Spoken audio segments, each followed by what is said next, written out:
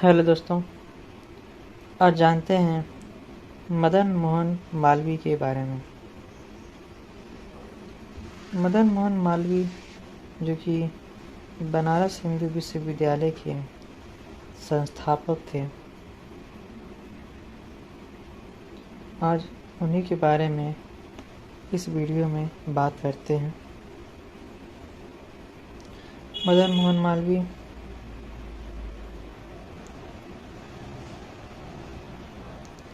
एक भारतीय विद्वान, शिक्षा सुधारक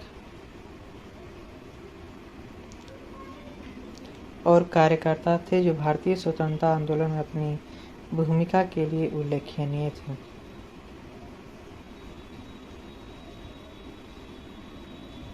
वे भारत राष्ट्रीय कांग्रेस अखिल भारत हिंदू महासभा के संस्थापक थे। उन्हें पंडित कहकर संबोधित किया जाता था, जो सम्मान की उपाधि थी।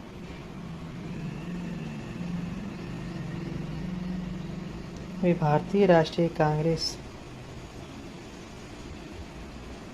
अखिल भारत हिंदू सभा के संस्थापक थे। इसके साथ साथ वो शिक्षाविद, राजनीतिक पत्रकार और वकील भी थे।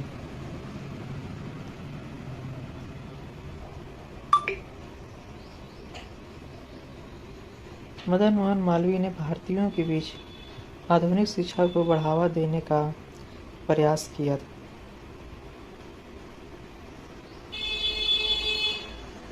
और 1916 में वाराणसी में बनारस हिंदू विश्वविद्यालय की स्थापना की, जिसे 1915 बीएचयू अधिनियम के तहत बनाया गया था। यह एशिया का सबसे बड़ा आवासीय विश्वविद्यालय है और दुनिया के सबसे बड़े विश्वविद्यालयों में से एक है, जिसमें दुनिया भर से कला, वाणिज्य, विज्ञान, इंजीनियरिंग, भाषाई अनुष्ठान, चिकित्सा, कृषि, प्रदर्शन कला, कानून, प्रबंधन और प्रौद्योगिकी विषयों के 40,000 से अधिक छात्र हैं। वे 1919 से 1938 तक बनारस हिंदू विश्वविद्यालय के कुलपति रहे।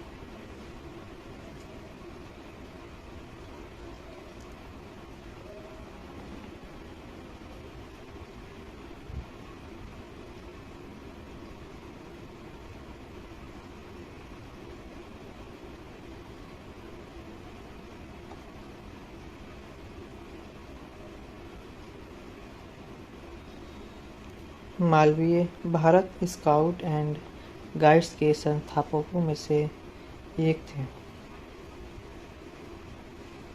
उन्होंने 1919 में इलाहाबाद से प्रकाशित एक बेहद प्रभावशाली अंग्रेजी अखबार द लीडर की स्थापना की।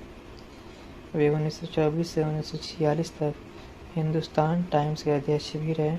उनके प्रयासों के परिणाम स्वरूप 1936 में हिंदुस्तान दैनिक नाम से इसका हिंदी संस्करण हुआ।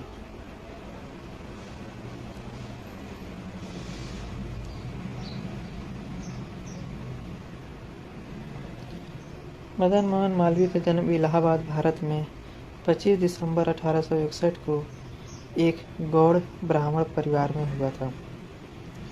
उनके पिता का नाम ब्रिजनाथ मालवीय और माता का नाम मुनि देवी था। उनका जन्म लाल डिग्गी नामक मोहल्ले में सरायकुंड के सांवल दास के एक छोटे से घर में हुआ था। उनके दादा प्रेमधर प्रसाद विष्णु प्रसाद के पुत्र थे। चूंकि वे वर्तमान मध्य प्रदेश राज्य के मालवा से थे, इसलिए उन्होंने मालवीय के नाम से जाना जाने लगा। उन्होंने 16 साल की उम्र में मिर्जापुर की कुंदन देवी से विवाह किया। उनके पूर्वज हिंदू शास्त्रों और संस्कृत विद्वता के अपने ज्ञान और शिक्षा के लिए बहुत सम्मानित थे। उनके पिता भी संस्कृत शास्त्रों के ज्ञाता थे और श्रीमद् भागवत का पाठ कराते थे।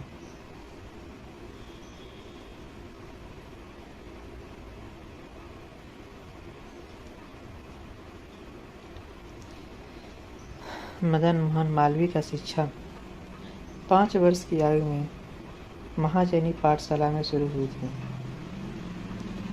बाद में वे हरदेव की धर्म ज्ञानोपदेश पाठशाला में शामिल हो गए। अपनी प्राथमिक शिक्षा पूरी की और विद्या वर्धिनी सभा द्वारा संचालित एक स्कूल में शामिल हो गए। इसके बाद वे इलाहाबाद जिला स्कूल में शामिल हो गए, जहां उन्होंने मकरंद नाम से कविताएं लिखना शुरू किया, जो पत्रिकाओं और पत्रिकाओं में प्रकाशित होने लगी।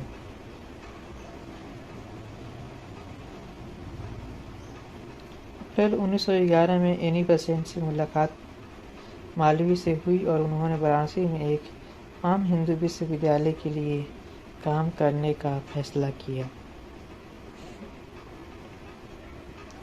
बेसेंट और सेंट्रल हिंदू कॉलेज के साथी ट्रस्टी, जिसकी स्थापना उन्होंने 1898 में की थी, भारत सरकार की इस शर्त पर भी सहमत हुए कि कॉलेज नए विश्वविद्यालय का हिस्सा बना रहे। इस प्रकार बनारस हिंदू विश्वविद्यालय की स्थापना 1916 में संसदीय कानून बनारस हिंदू विश्वविद्यालय अधिनियम 1915 के माध्यम से हुई और आज यह भारत में सीखने का एक प्रमुख संस्थान बना हुआ है। 1939 में उन्होंने बीएचयू के कुलपति का पद छोड़ दिया और उनके स्थान पर एस राधाकृष्णन आए, जो बाद में भारत के राष्ट्रपति बने। लगभग 30,000 छात्र आबादी के साथ 16.5 किलोमीटर में फैला बीएचयू एशिया का सबसे बड़ा आवासीय विश्वविद्यालय है। मालवीय के पुत्र गोविंद मालवीय 1948 से 1951 तक बीएचयू के कुलपति रहे। उनके पोते न्यायमूर्ति गिरधर मालवीय 2018 से 2024 तक उनके निधन तक बीएचयू के कुलपति रहे। मालवीय ने गंगा पर बांध बनाने का विरोध करने के लिए गंगा महासभा की स्थापना की थी। उन्होंने ब्रिटिश सरकार को हरिद्वार में गंगा के अविरल प्रवाह और भविष्य में किसी भी बाधा से सुरक्षा के लिए गंगा महासभा और हिंदू धार्मिक नेताओं के साथ एक समझौते पर हस्ताक्षर करने के लिए मजबूर किया था। इस समझौते को अविरल गंगा रक्षा समझौता या 1916 के समझौते के रूप में जाना जाता है। मालवीय ने अस्पृश्यता को दूर करने और हरिजन आंदोलन को दिशा देने में महत्वपूर्ण भूमिका निभाई। हरिजन सेवक संघ की स्थापना 1933 में एक बैठक में की गई थी, जिसकी अध्यक्षता पंडित मदन मोहन मालवीय ने की थी। वहाँ पर मालवीय ने जोर देकर कहा कि यदि आप मानव आत्मा की आंतरिक पवित्रता को स्वीकार करते हैं तो आप या आपका धर्म किसी भी व्यक्ति के स्पर्श या संगति से कभी भी अशुद्ध या अपवित्र नहीं हो सकता है।